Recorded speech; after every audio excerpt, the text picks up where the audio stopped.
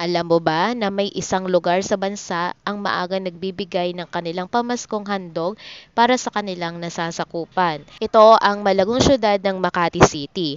Ang pamaskong handog bags ay parte ng city commitment upang siguraduhin ang Makatizen's ay magkakaroon ng meaningful at masayang Pasko.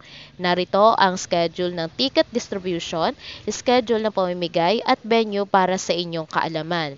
Para sa Pamaskong Handog 2023 distribution schedule, pwede niyo po itong i-pause ang video para makita po natin ang buong impormasyon ng date, lugar at sino sa kategorya ang mabibigyan. Kung sakali man kayo ay hindi naniniwala sa anunsyong ito at baka gawa-gawa lang, para meron lang po ma-post, pwede nyo pong i-scan ang QR code na ito.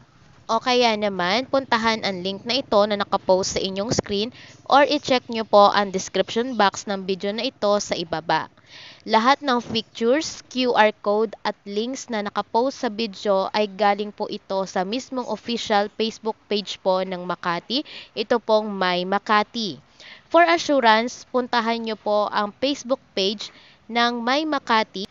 Lahat po ng nabanggit ko at naka-attach sa video na ito ay galing sa kanilang Facebook page at hindi po ito gawa-gawa lang. So guys, ito na po yung Pamaskong Handog 2023 distribution schedule. So yun nga, sabi ko kanina pwede nyo pong i-post para makita po natin ang buong impormasyon, date, lugar at sino sa kategorya ang mabibigyan.